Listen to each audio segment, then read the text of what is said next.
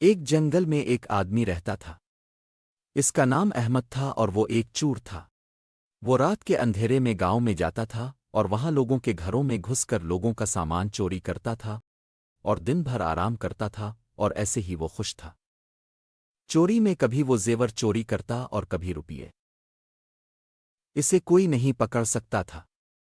اس کی وجہ یہ تھی کہ وہ بہت پھرتیلا تھا اور کسی بھی جگہ پر چڑھ اور بھاگ سکتا تھا، بہت تیز بھاگتا تھا۔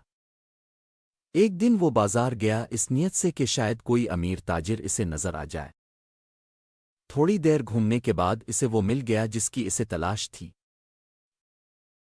ایک تاجر جو کہ بہت امیر لگ رہا تھا اور اس کے پیچھے اس کے دو نوکر تھے جنہوں نے لکڑی کے صندوق اٹھائے ہوئے تھے جو کہ سونے کے سکوں سے بھرے ہوئے تھے۔ اس نے ان کا پیچھا شروع کر دیا تاکہ دیکھ سکے کہ وہ کہاں رہتا ہے۔ کچھ دیر پیچھا کرنے کے بعد وہ اس کے گھر تک پہنچ گیا، اس کے بعد وہ واپس آ گیا۔ جیسے ہی رات ہوئی وہ اس کے گھر میں گھس گیا اور سونا تلاش کرنا شروع کر دیا۔ اس نے آس پاس تلاش کرنا شروع کر دیا۔ کچھ دیر بعد وہ ایک کمرے میں پہنچ گیا۔ وہاں اس نے ایک بڑا سا صندوق دیکھا۔ اس نے صندوق کھولا تو اس کی خوشی کا کوئی ٹھکانہ نہ رہا۔ اس نے فوراً تھیلا نکالا اور جلدی سے اسے سونے سے بھر لیا۔ اس کے بعد وہ وہاں سے نکلا اور بھاگ گیا۔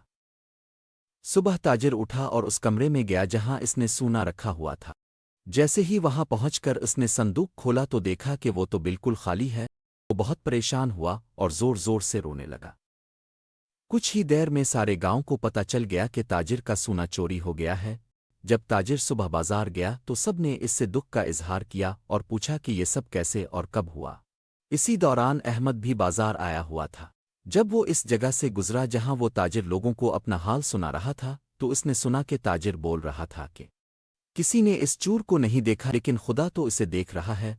احمد یہ سن کر پریشان ہوا اور جب وہ واپس اپنے گھر آیا تو کافی دیر اس کے دماغ میں تاجر کے وہ الفاظ چلتے رہے۔ کچھ دنوں بعد وہ دوبارہ بازار گیا اور اپنا اگلا شکار دیکھ کر آ گیا۔ رات ہوئی اور وہ نکل پڑا۔ تھوڑی دور جا کر اسے ایسے لگا کہ کوئی اسے دیکھ رہا ہے۔ اس نے آس پاس دیکھا لیکن کوئی نہیں تھا، لیکن اسے محسوس ہوا کہ کوئی دیکھ رہا ہے۔ وہ واپس گھر آ گیا اور تاجر کے الفاظ اس کے دماغ میں پھر سے گونجنے لگے۔ اسے پتہ چل گیا کہ خدا سے کچھ چھپ سکتا۔ اس دن کے بعد اس نے چوری چھوڑ دی اور صحیح طریقے سے روزی کمانے کا فیصلہ کر لیا۔